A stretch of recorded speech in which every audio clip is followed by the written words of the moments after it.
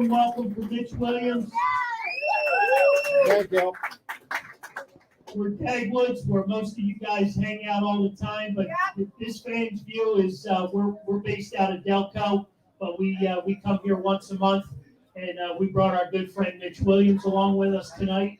And his guy Bill Mattis is in the house that helps me get players and makes this all possible. So Bill, here's to you.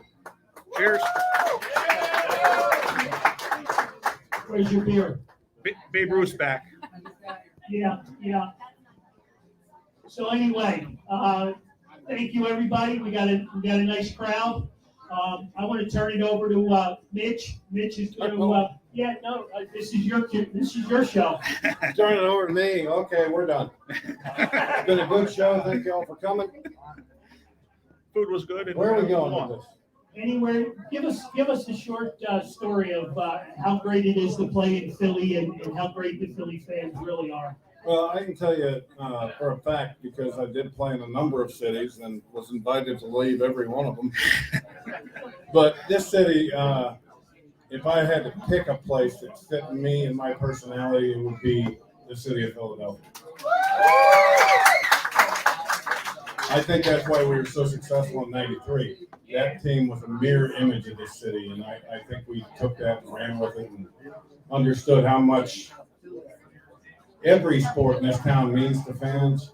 But when you go and have 162 regular season games, you got to be a really good fan to want to come out and see all those. And we had a bunch of them in '93. Oh yeah, absolutely. Plus, you had a lot of good players on that team. You know that related to a lot of good players that related to the fans. They weren't maybe not all the superstars. That you might see in some teams, but they all came out and played baseball. They were gritty from everywhere you go. They all came in were blue collar. Yeah, I mean when we came to spring training in '93, I mean we finished last in '92. Mm-hmm. That sucked. Right. And we came into '93, and Lee Thomas, the general manager, and made some changes. And they're little changes. If you look at what Lee did that offseason, getting Eisenreich and Hinkie, David West, guys like that, Lee went out just to try and find people that were like him. Right. And that's because Lee was a bulldog. That was his nickname, was Bulldog. Mm. He and I almost fought in '92 in a meeting with we had 6 or 8 players, me, Crucky, Dutch, Lenny. We had a meeting with Lee Thomas to find out why we weren't making any moves. And Lee and I almost went to blows in that meeting. And it was an extreme and intense yearning to win on his part and on mine. And that's all that team was about. They didn't care how our uniforms looked, whether we shaved, cut our hair.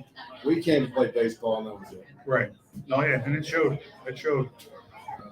That's what I think is missing in today's game.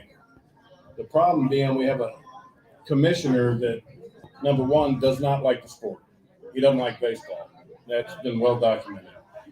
And he comes in and makes changes to the sport, taking guys out at second base, and you can't run over the catcher. Well, all those things are individual choices.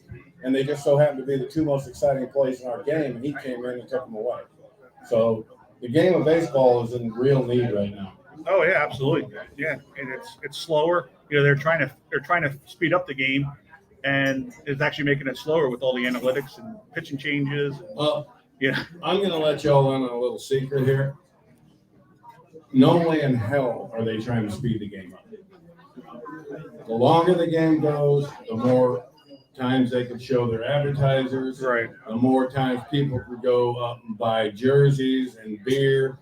They are not trying to speed this game up. If they were, there is one change that could be made that no one that watches the game would notice. It wouldn't change the game. Institute the pitch clock. It's that simple. Yeah. You put a pitch clock in, it takes away all the questions, all of that. Then you speed the game up. But trust me, they know this. That's why they're not doing that. Yeah. No, it's true because it's money and revenues in there. Yes. I mean, think about it. Yeah, It's more time. The longer the game goes, the more time they can run those commercials, the ads. It's all comes down to sponsorship. right. Speaking of sponsorships, I want to thank a few excellent segue there, Rich. I appreciate that. You bet. But before we get into that, Lauren's over here. Lauren has a microphone. If you guys have any questions, just raise your hand. Lauren will get to you, and we'll be more than happy to take on any questions. Just nothing from the Fields table. Nothing whatsoever. They're the cheaters. But anyway, I want to thank Ed and Nikki here at Dagwoods. I want to thank our trivia sponsor guest tonight is City Distillery. We've got State Farm Insurance on board with us. We've got Abramson and Denenberg on board with us. So we're well documented. We bring in some great guests, and we talk different sports, and we want you guys to enjoy a night out, a Wednesday night out, where you don't want to be sitting at home in your pajamas doing nothing. That's where I was going to be. Yeah. Anybody has any questions about the '93 team and in general, where the game today is going, please fire away. I would love to hear what the fans think of what the product Major League Baseball is putting on the field right now. Well, I'll be the first to say I don't like it a little bit. I love the game, of course, but the changes have changed things up a lot. Swinging for the home runs, all home runs or strikeouts. You guys were famous. Made it. We had part of three your guys game. that walked over 100 times in Right. '93. Right. Plus you did the little things. Yeah. You had 3 platoons in for the season. Like There is guys, zero chance 3 platoons would work today at all. Right. Because you can't get the guys to buy in them. Right. They all want to get that $300 million contract. Well, the fact is the game can't pay everybody $300 million. And Yeah. there's never been a guy that strapped on a pair of cleats, in my opinion, that's ever been worth $300 million. But if like my father told me, if someone's dumb enough to give it to you, be smart enough to take it. Right. Exactly. Lauren, go ahead. You got the floor. Question. All right, Rich. We fell in love with baseball with that '93 team and really loved them. Eisenreich was one of my absolute favorites, and one of my favorite moments from baseball was your walk-off in that last series. Can you talk a little bit about that walk-off? Which walk-off? Oh, the one Joe Carter? No, your home run. Oh, I didn't hit a home run that year. I hit the walk-off double in the bottom of the 10th inning. I only got one at bat in '93. But anytime I got a chance to hit, I didn't know the bunt sign. I didn't know because I wasn't. Why memorize something I'm never going to do? If I got an opportunity to hit, I was swinging, and that's all that happened that night. I swung, and Trevor Hoffman had to hit my bat. Don't. You were a pretty good hitter. Yeah, I mean, throughout your time. I thought when I came out of high school, I honestly wanted to play first base. I didn't want to pitch because I set the home run record in the state of Oregon. And to my knowledge, I still hold it. But I did hit one home run in the big leagues in my 5th at bat, but I only got 13 at bats in my career. Well, there you go. That's not bad. You get a swinging bat is dangerous. Always remember that. Anybody else? Come on, we got to have some questions. Come on. All right. Well, Let's fuel this hour. while we're waiting for things, we'll get it started with. What was the backstory of Schilling with the towel over his head? Okay, the real backstory was Schilling. He didn't like me because I kicked the shit out of him every time we played cards. He was like going to the ATM every afternoon. Wow. So at the end of '93, he owed me $13,000. Or '92, excuse me, because I collected it in spring training in '93. And it all started, and we just never got along because I was a guy that wanted to win every day, and Schilling was a guy that didn't care about every day. He cared about his day. If the team went 20 and 142, if he had the 20 wins, he'd be happy as a clam. And I'm just not big into that. Yeah, that was a little disrespectful, with you pitching out there. You were giving it everything you had. You were ridden hard that season. Well, this is the kind of clown he is. Anything to get Kurt on TV. he would do it. Right. I mean, it was that simple. He knew the cameras would be watching. Right. He knew the cameras would be on him. He put a towel over his head. I always say, you don't want to watch, drag your fat ass up in the clubhouse and sit there. I don't need you to watch me. Right. So that's kind of, I didn't want to handle it the way I normally would because we were in a World Series. And I gave him that opportunity when the season ended, and he didn't want to take me up on it. Yeah, you finished plenty of the games though in '93. We're not going to say the number because that's part of our trivia questions. But you did more than your share that year. Well, '93 was a great. That was the most fun I've ever had in a baseball uniform. That team was. I knew when I left here that I was never going to experience that again. Right. I didn't experience before, and I obviously didn't after. But to have 25 guys in the locker room and all 25 were on the same end of the rope heading in the same direction, that doesn't happen. No, It just doesn't happen very often. no, you had a good leader in Darren Dalton though. The best leader I ever met. Wow. I mean, and that's saying a lot. I played with a lot of good guys, but Darren was the only guy that, in my opinion, was a true leader. Right. Yeah. Yeah, he deserves a round of applause. Absolutely. I love the guy. Yeah. He was taken from us obviously far too young, but there's a lot of people in the game today that ought to look at what Dutch did and maybe model themselves after that. Right. Instead of modeling themselves after people that just don't care about the game. So that's just my opinion. That's why you're here. We want the opinion. Exactly. All right, we got a question back here. Fire away. Well, John kind of stole it. So my question was, who did you want to beat up more?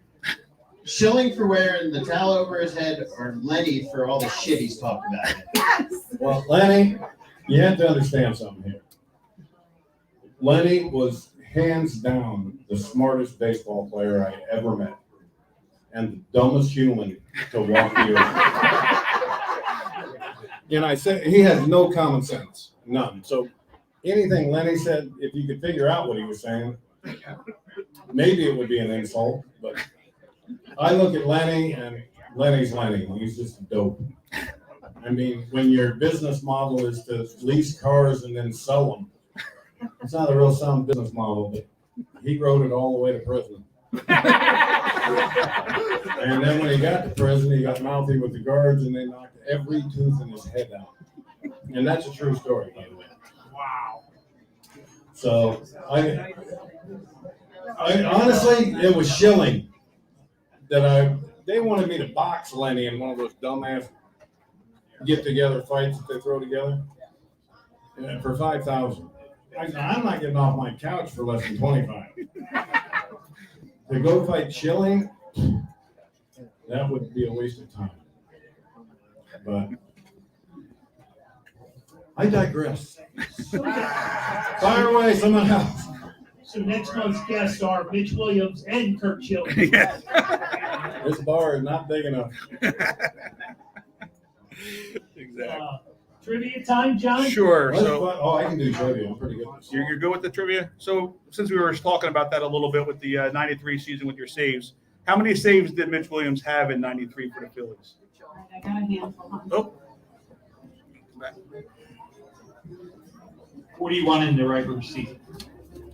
Just missed. You exactly. That was wrong. Oh, You sounded so confident about it too. next. Yeah, we got one up front here. But maybe he changed his mind. right up right here, Longo. Yep. I'm sorry. That is incorrect as well. Pardon me? Yeah. We said he had a lot. 192?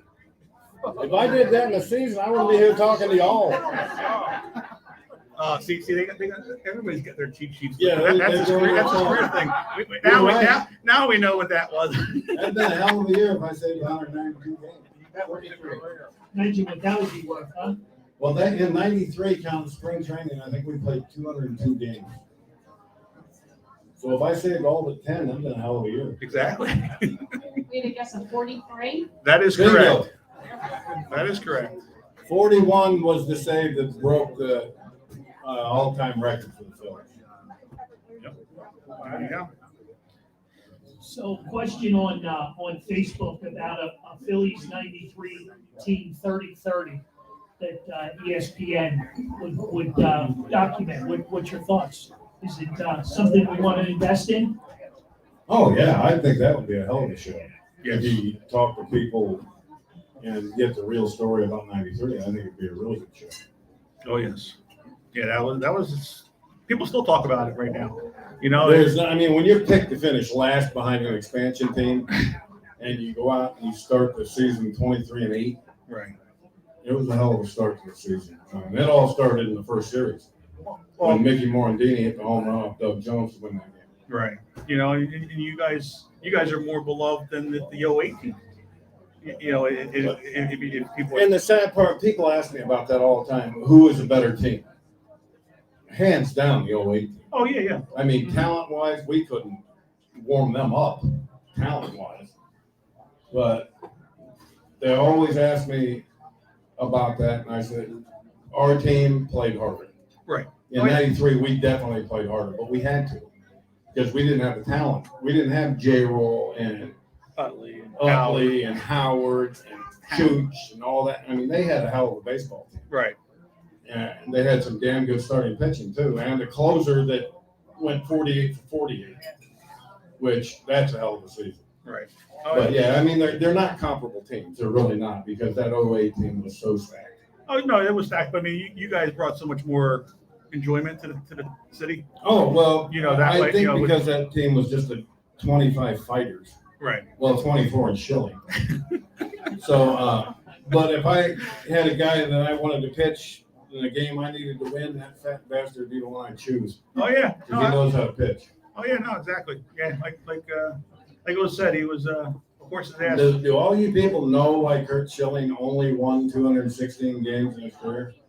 And he was 11-2 in the postseason? Why? Because 25 guys hated his guts during the regular season and didn't care if he won. But when you get to the postseason, everybody wants to win. Exactly. And look at his numbers. It shows you just how much players that played behind him couldn't stand him. Yep. So maybe you are a good person to ask. So was the bloody sock a fake or real? If it was my guess, it'd be ketchup on a hot dog. Exactly. Or Kool-Aid. I ain't figured out. Just so you all know, if it's your plant foot, it can be broken. It doesn't matter. Your plant foot, you're just standing up on. So that wasn't a real big feat. It's only a big feat for people sitting at home that don't know any different. Right? Okay. All right, we got another question in the audience. I know that this might be a sore subject, but No, there's none of them.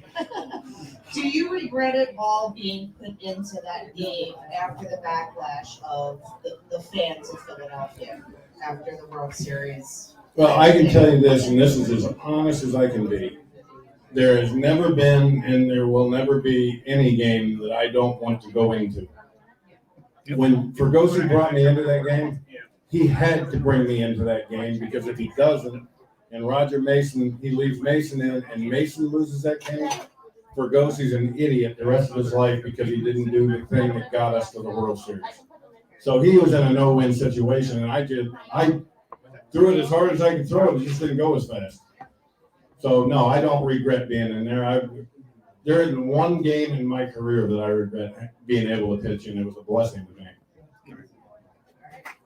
Exactly. I've got a question for a young lady in the audience. She's wearing a 99 jersey, and on the back it says Vichy Poo. I'm sorry, I don't know. Are you old enough to even remember seeing him pitch? You don't ever ask the lady her age. What is that? I did not. I didn't ask you that. I didn't ask you your age. Yes. I went to my first game like 2 years before the 93 team. Very- That's and you're that big a fan. Correct. That is awesome. I went to his book signing 10 years ago. He was amazed to see me still with brown hair. It's the best 3-page book you'll ever read. So give it up for Mitch's one and only fan. Thank you. So it's you. Yeah. They told me I had a fan. Great segue, because she also has a question.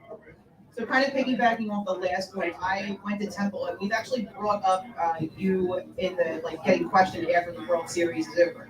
That how like you didn't like everyone like athletes say will go hide in the trainer room and you didn't when you faced the questions and even though they were difficult ones because it literally just happened 10 minutes ago.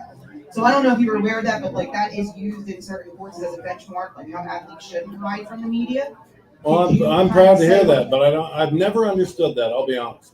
My father raised me. If you do something good, bad, or indifferent, you are accountable for what you do. And I was not ashamed of what happened. If you're ashamed of what you did, then you hide. I wasn't ashamed of what happened. I gave it everything I had, and I got beat. It wasn't the last time either. So I've never understood it. I would have sat there, and this is the part that pissed me off. I don't know if y'all know who Donnie Moore was. He was a closer for the California Angels. He gave up a home run to Dave Henderson back in '86. A few years later, Donnie Moore killed his family and killed himself. And they tried to, the very first question I was asked in that clubhouse that night, this guy looks at me and dead serious, he said, "Can you talk about the Donnie Moore situation?" I swear to God, I looked at him, and I hope y'all aren't offended by language. I said, "Y'all are waiting for me to kill myself? You got a long fucking wait. Because that ain't ever going to happen." Right. It's a baseball game. Exactly. Oh, yeah. All right, so much for the family show. Yeah. It's all good. There's always a mute button. I missed it. Jake Sutley got away with it. Yeah. All it is language. Exactly. It's not meant offensively. No, That's why I asked beforehand. Exactly. It's all good. It's all good in the neighborhood. Any more questions? Come on. You guys got to be loaded. Anything you want to know. But going off of that though, I would like to I'm hoping I'm speaking for most of the Philadelphia fans, but I would like to thank you for that season. As far as taking the ball, like you said, willing to take the ball. Obviously, you weren't, you were ridden hard that whole year, pitching your arm was probably dead. And that was, No, every pitcher goes through dead arms, and I'm not even going to sit there and tell you I was going through a dead arm. I just didn't have a very good fastball. And that's not an excuse because I don't care. When you go to the mound, a hitter don't hit how you feel. right. They hit what they see. So if I'd have made pitches that night, I'd have been sitting there probably a World Series champion. I didn't make the pitches. I got beat. Yeah, but It's pretty simple. I mean, it wasn't a bad pitch either, though. I mean, well, but The one thing you didn't do to Joe Carter was pitch him down in it. And I threw the pitch out of a slide step, which I'd never done, and I jerked it down in it. So as soon as I left my hand, I knew we were fixing to land. Yeah, but still, I'd like to thank you. That was a hell of a season. Well, for the whole team, any player that takes the baseball field, I'll say this. I don't care if you're in high school, pee-wee ball, whatever. You play every out of that game until they say it's over. Right.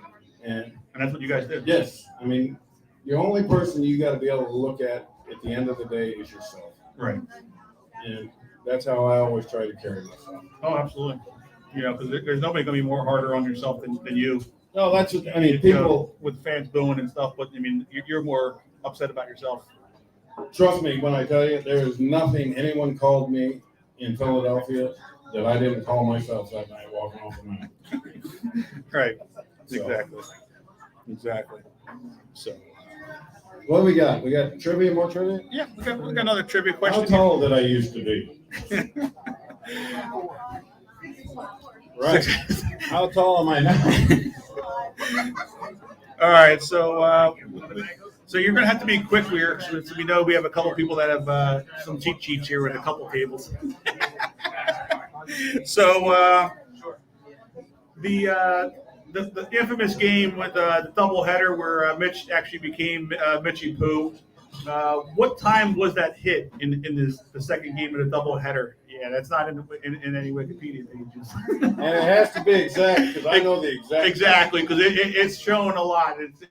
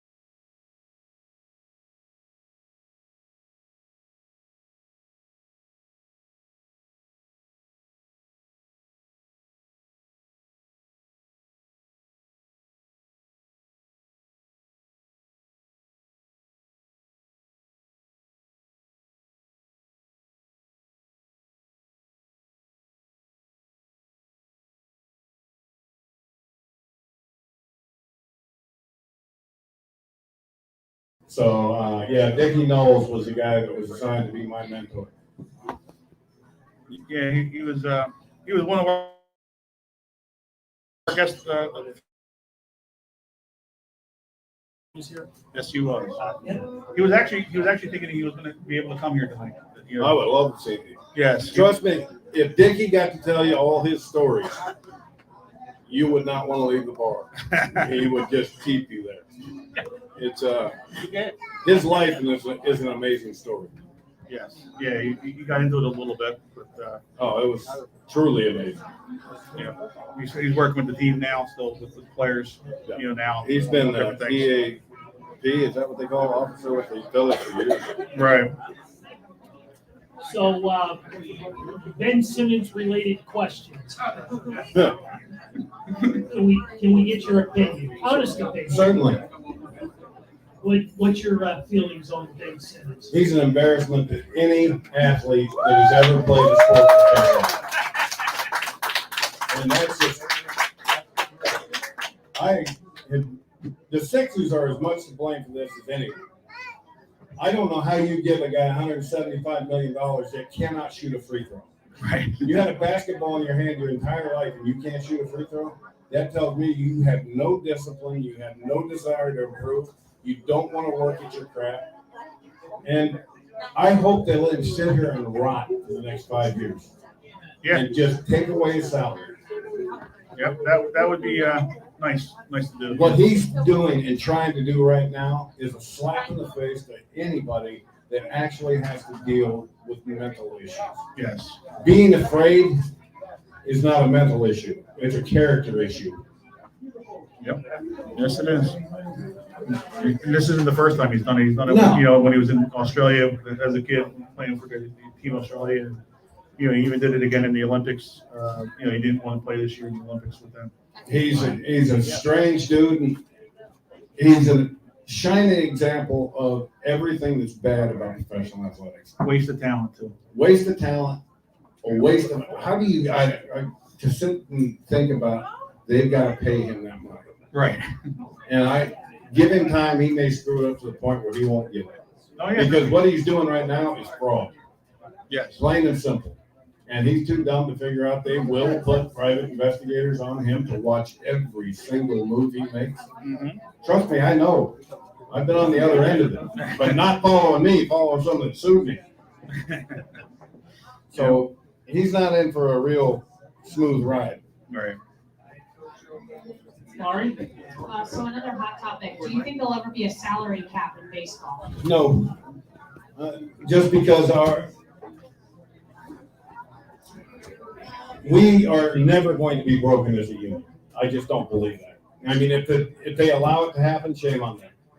But a salary cap, all that does, it just guarantees what the owners are going to be putting in the bank at the end of the year. That's what a salary cap does. So it would hurt the game if they can hurt it any more than they already have. The marketing that they've gone with is just, it's really hard to get behind my sport when I sit there and a World Series is playing. Who's the second baseman for Houston? I can never remember. Altuve cheated to win a World Series and an MVP back in 19. And they have him as the picture that they put up on the television screen every night before a World Series game. Altuve and another guy from the Braves. How do you use his face to represent your game when he cheated it? That's how dumb our commissioner is. Yeah. Yes, it was.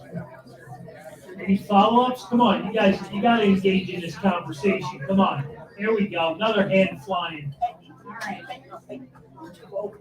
Mitch, we were here a couple of months ago, and Milt Thompson was here, and somebody asked him what he thought of the game today, and he flat out said, "I haven't watched baseball in 5 years. I can't watch them." He said, "They can't hit. Everybody's just swinging for fences." He said, "You know, he talked to us about they couldn't play the shift on me because I could hit where they weren't, and nobody in today's game has the fundamentals." What are your thoughts? And do you watch the game today? I tried to. I really did. And I agree with Milt. Stop and think back to 07, 08, and how bad people in this city were ripping Ryan Howard because he was gonna strike out 100 times. Right. He'd be considered a damn contact hitter in today's game. And this is what's sad, because they think the game, people only want to see a home run. I don't believe that for a second. I think people enjoy watching good defense, putting guys in motion when you're on offense, and good pitching.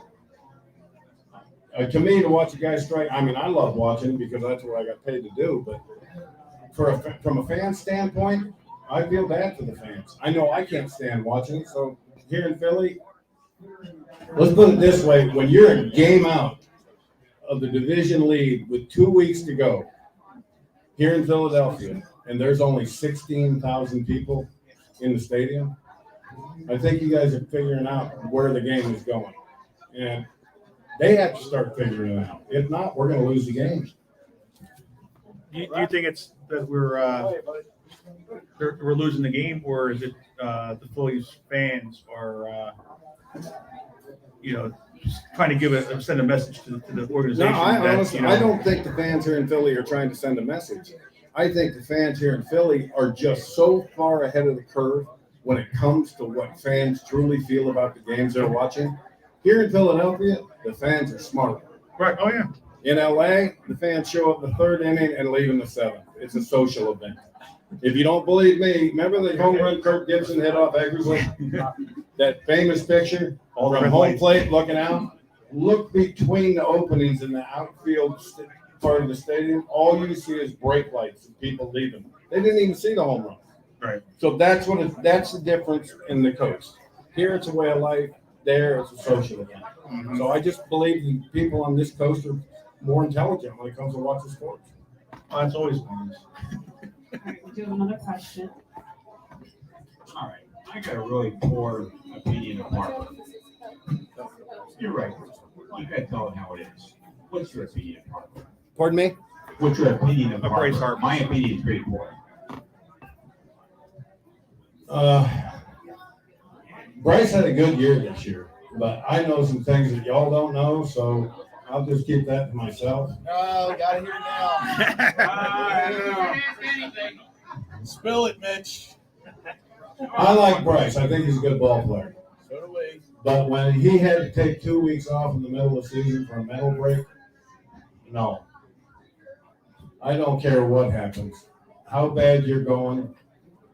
When you're paid $300 million, Thank you. I don't care if you have to drag a leg out there. You go out there. That's what you're paid to do. You're the face of the franchise. You get a little boo-boo, there's 300 million reasons why you can't show people you got a boo-boo. And I just wish that he was as tough as I thought he was when he first came up. Because I looked at some of the stuff, and granted, the man got hit in the face with a 97-mile-an-hour fastball. That, for him to come back from that, I got hit in the head with a 102-mile-an-hour line drive. I pitched the next day.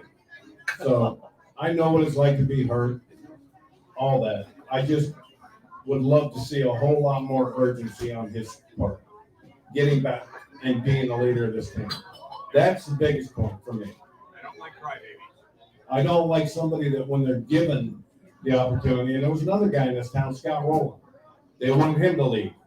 He flat out said, I'm not going to be a leader. Didn't like Philadelphia, got him out of here. Bryce, in my opinion, it's incumbent upon him to be the leader of that team and take control of it. And I haven't seen that. So, it's going to wait and see. I don't believe he should have been the MVP this year. Yeah. And he had 84 RBIs. When was the last time you saw a guy that had below 100 RBIs win an MVP? Soto shouldn't have won it either.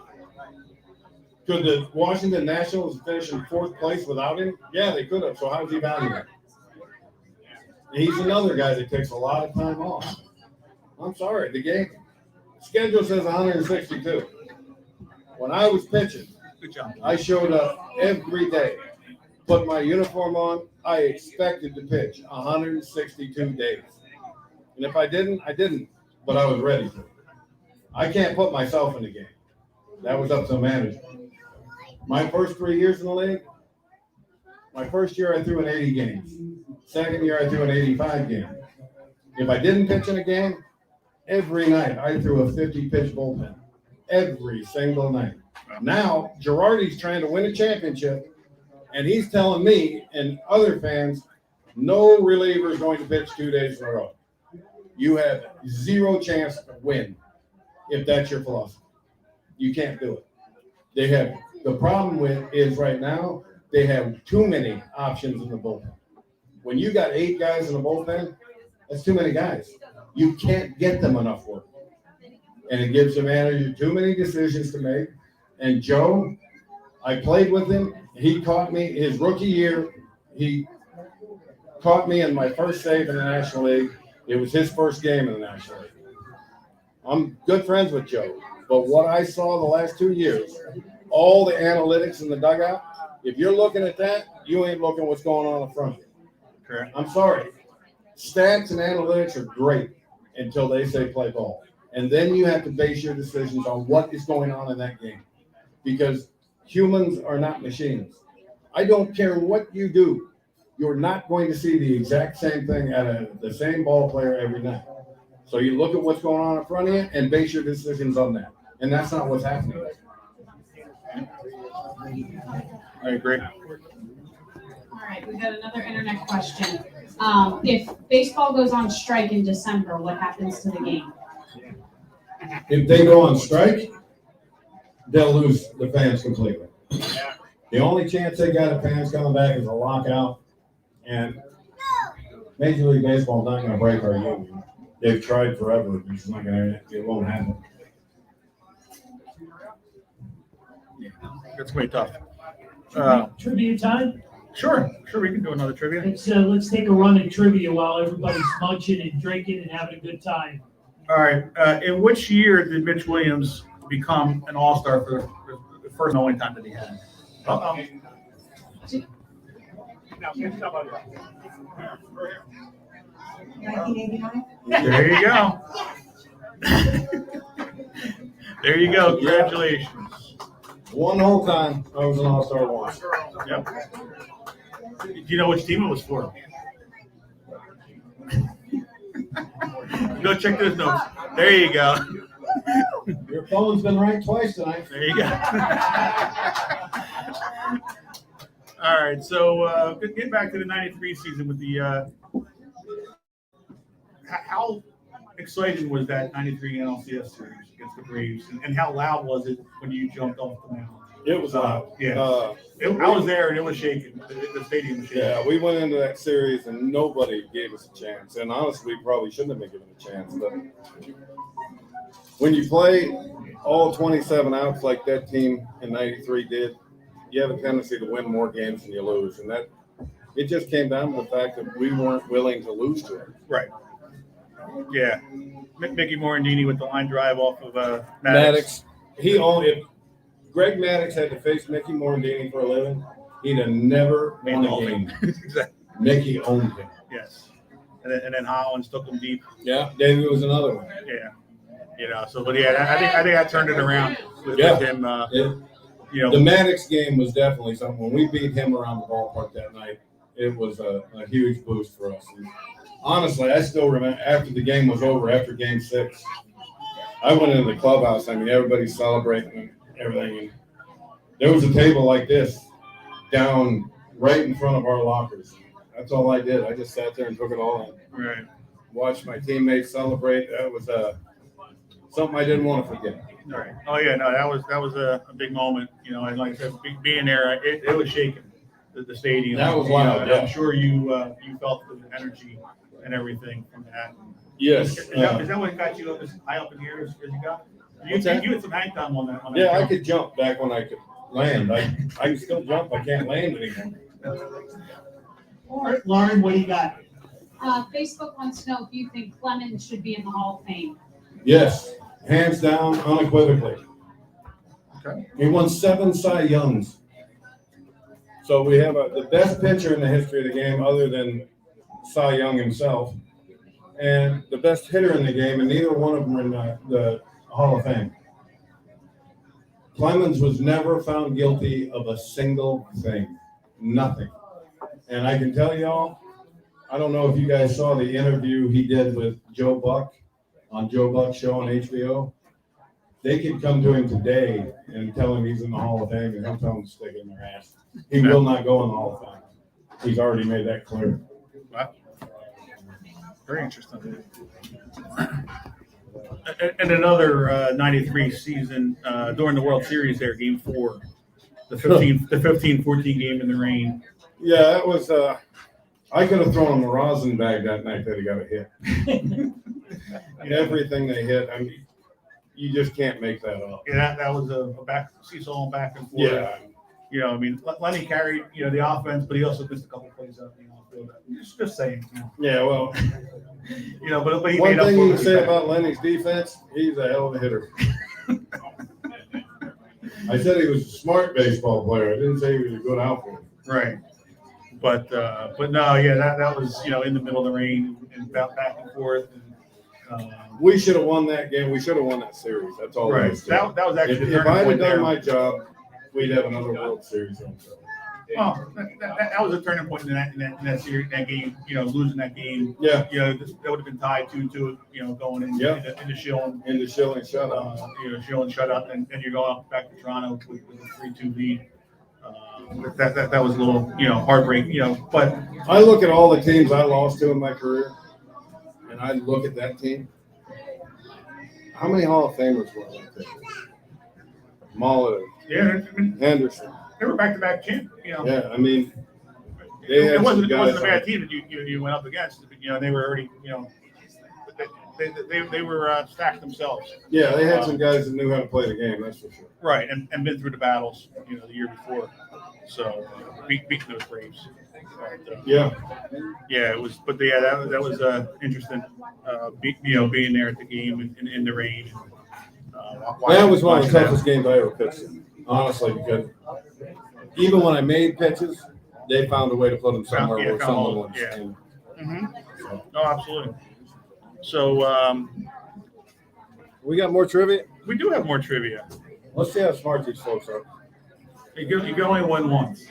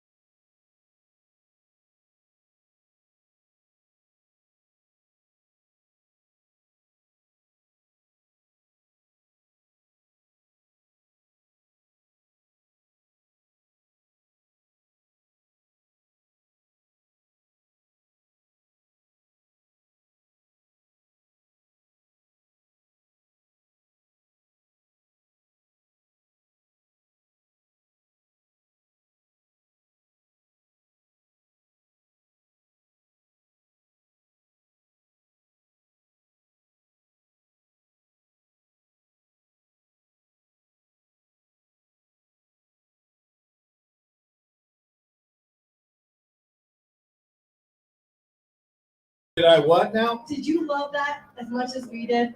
Oh, no. I loved it because it gave you all something else to call me other than asshole. Other than that, no, I honestly, I can't stand that song. But that's just, the nickname never bothered me. It was something that was fun here in Philly. So, yeah, it never bothered me, and I tried to have as much fun with it as I could. No, but I got in an argument with him on the phone. He was going on different TV shows saying that I was claiming to be the original Wild Thing, which I've never done. I've always said in every interview I've ever been asked about it, how did you get the nickname? Well, the movie was released in 1989. Calvin Schiraldi and I went and saw the movie. He was a teammate of mine in Chicago. We walked out of the movie, and the dumbass started calling me that, and everybody picked up on it. And that's how it went to where it was. So was it your idea then to change your number to 99? Because of that? Everybody thought I changed my number to 99 because of the movie. Right. It had nothing to do. I had been asking for number 99 since I got into professional baseball. Right. I was a fan of Mark Gastineau when I was growing up. I was a football fan. There you go. So that's how the number 99 came about. Very interesting. All right, let's take care of a little bit of business. For a trivia prize package, anybody have any clue for next month who our guests might be? Very Bella. I know you know Bill Manis. No shots, no guesses, no nothing. What sport?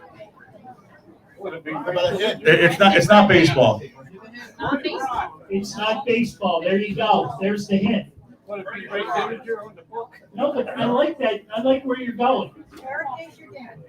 And while you guys are thinking about that, next week, if you guys venture to Delco, Hanrahan's Irish Pub, Ricky Vitalico will be in the house. So lug her up with Ricky. What do you say? Ricky will make me look like a genius, by the way.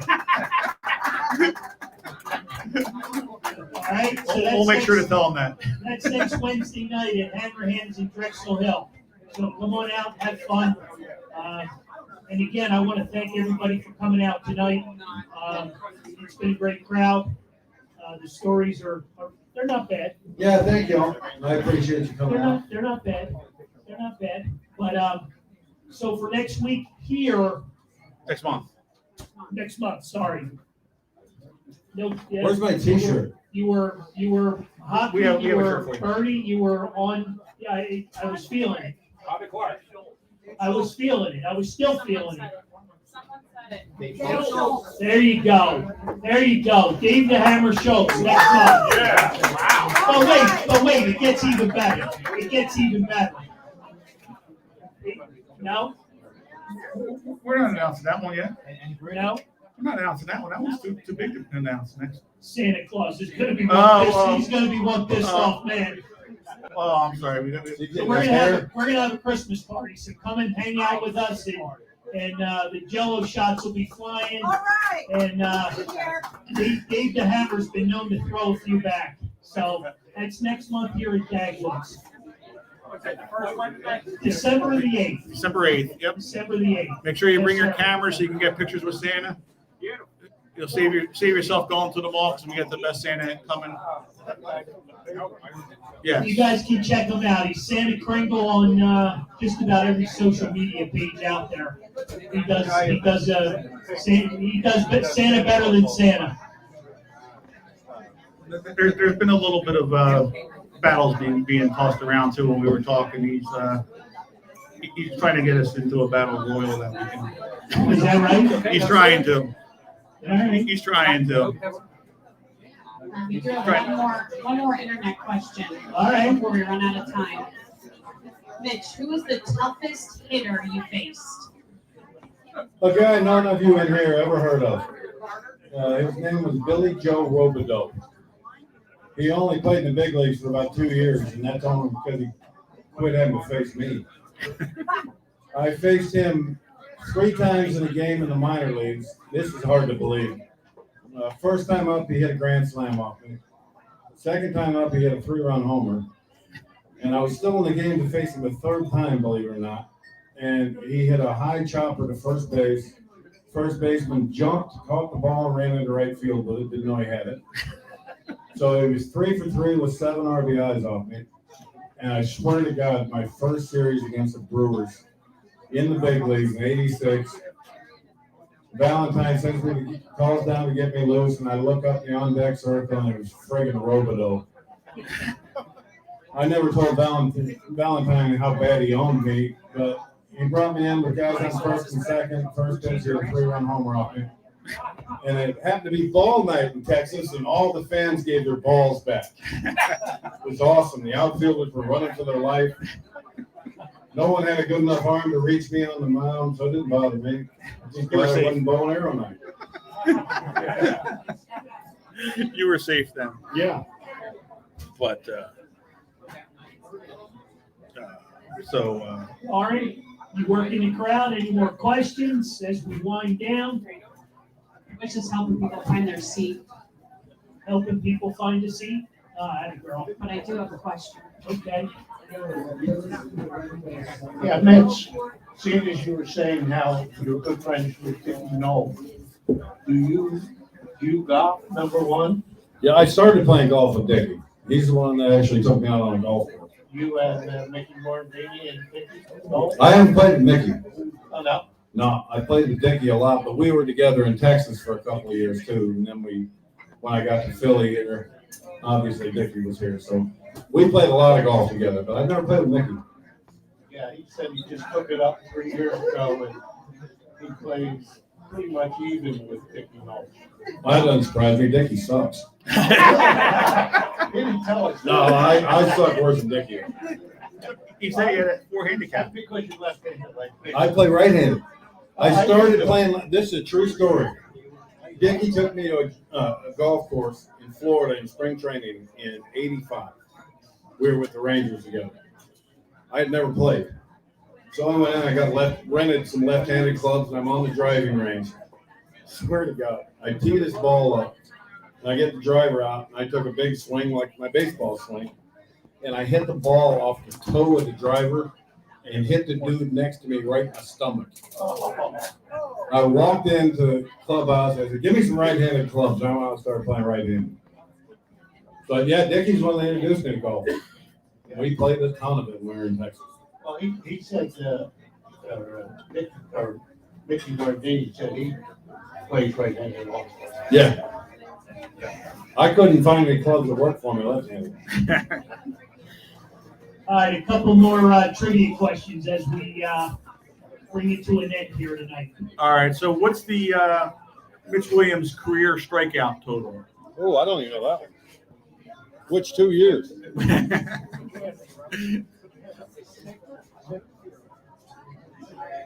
All right. John, does he already know the question? He doesn't, but some, 660. you are correct. I think he had help. He did. The cheater next to him helped him out. Definitely. AKA, I have a trivia AKA question. Grandpa. Here's a question for somebody. I don't know if the other guy is still. Remember Marmol with the Cubs? Yeah. He and I had a distinction. I don't think he's still there, but I think I'm the only guy in the history of baseball, if you look at those stats you're looking at, to give up more walks than hits. That threw more than 200 innings in the big leagues. I don't think any.